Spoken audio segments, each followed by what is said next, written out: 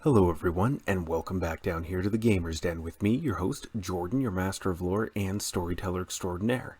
Now, for today's DM guide, this is going to be another short one. This is just a few final thoughts on the running a Monster Hunter world setting.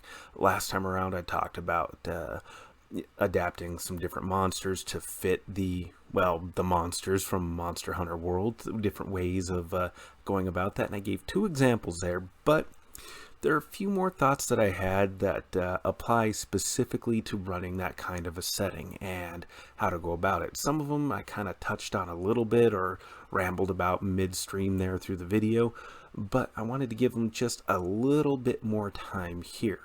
Now, the biggest one has more to do with the monsters, the main feature of this kind of a setting, of this specific setting exactly, and that's the hit point totals of the creatures.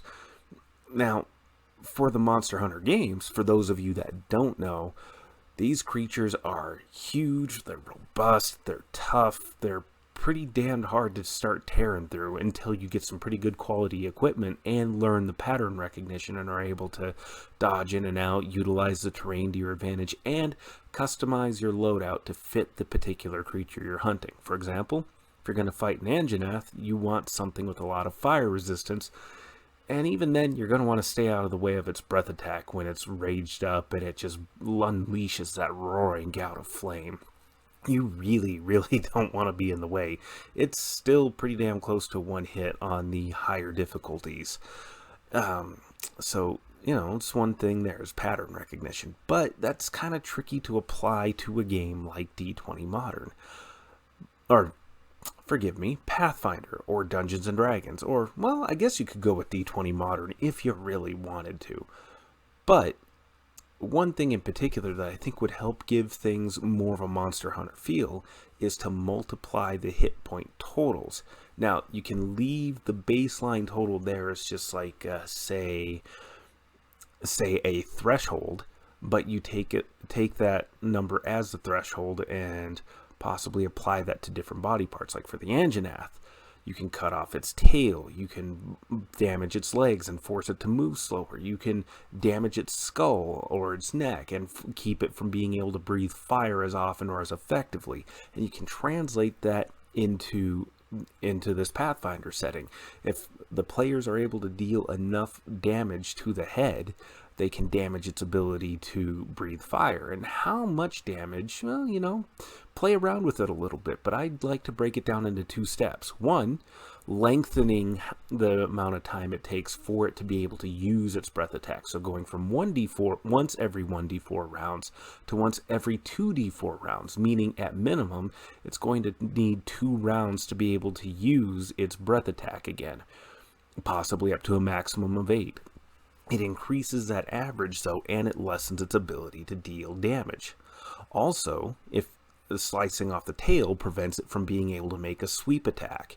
And hell, if they do enough damage to the head and you decide, well, maybe instead of its breath attack this time around, they weaken its bite attack ability and it's only able to apply its regular amount of strength just because of the extensive amount of damage they've done to it.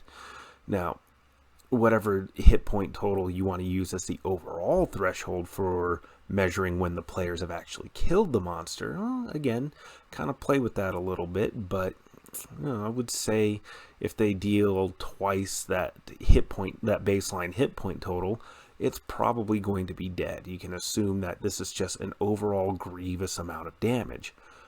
But if they can trim down the hit points on the legs, it damages its ability to run away from them or to charge at them and rush around, maybe even giving penalties to some attacks.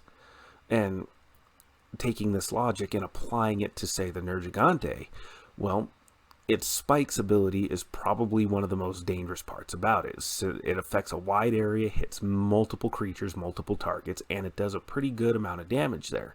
Having its hit point totals well, applied to, its wings, head, tail, and the like. You can also apply a certain amount of hit point totals to the spikes, because as the spikes grow, and they take some time to grow, the players can damage them as they're fighting the creature, possibly preventing it from being able to fire off its storm attack, keeping its claw damage down, gore damage, bite damage, all of these things that would normally be affected, at least, with the stat blocks as it's lined out, they can keep the damage potential under control and keep it from using its ultimate attack as often, which is really, really handy and something you really want to do.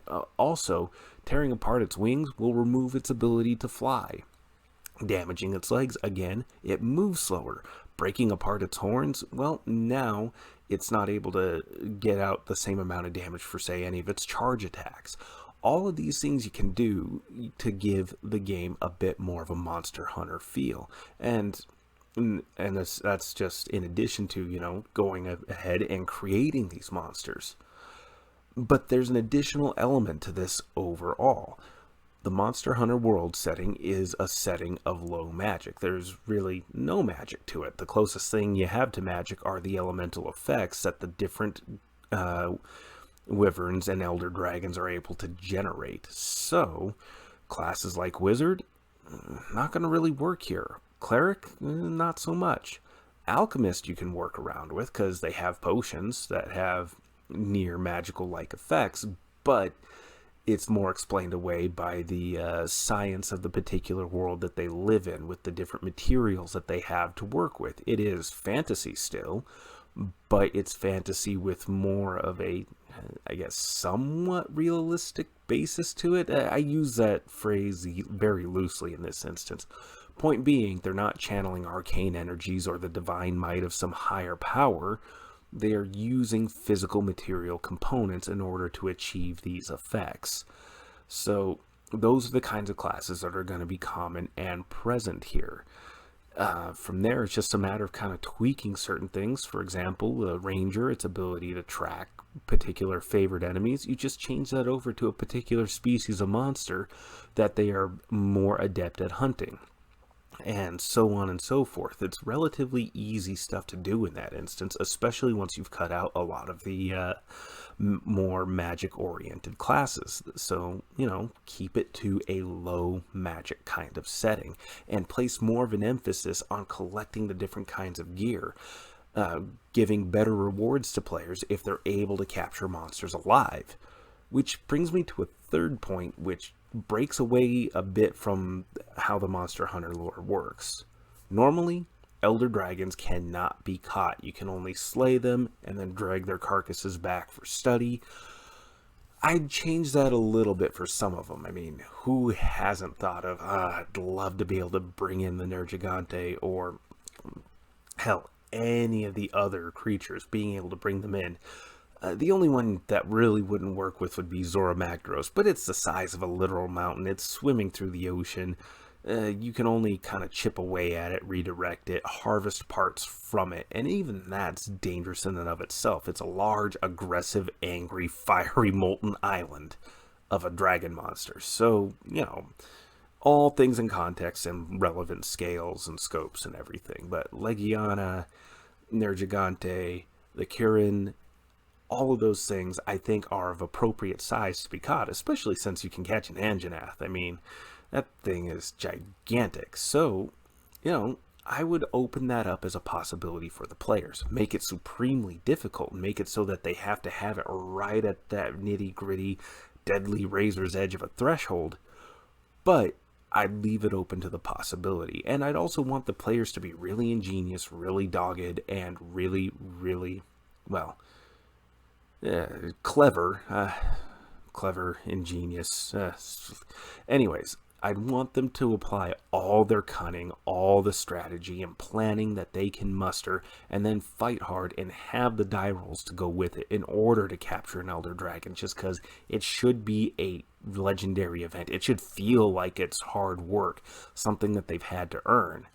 I mean, that's kind of the whole point of the Monster Hunters games, learning those patterns, learning to recognize that, properly loading your gear out so that you can capture these monsters and track them down and hunt them, slay them, all these different things. And you want to bring that to the table. And these are the ways I believe that would be most beneficial for doing that. These will be the most helpful in achieving that aim. But by no means are these the only things you can do. You want to describe the exotic locales that they're going through, just the unimaginable, inspired beauty. I mean, the Coral Highlands, absolutely gorgeous, wonderful to run around, just an absolute feast for the eyes, and you want to bring that for the players as well. The only thing is you're going to be engendering that within the mind's eye rather than the, well, literal eyes. So get descriptive, get creative, and just describe a wondrous world for them to go and hunt after these monsters through, and establish what kind of biomes that they live in, what are their preferred environments. That way, when you throw them a curveball and there are creatures that are outside their usual locations, you can clue them in that something interesting is happening out there in the world, in the environment, that they can investigate. But first, they have to deal with these creatures that are messing with their usual hunting grounds. Absolutely so much fun and an incredibly interesting setting, or at least I think it is. Certainly you might disagree or have other ideas on things that might be great settings, and you know what? Share those down below. Go down to the comments and let's really discuss what could be a whole hell of a lot of fun.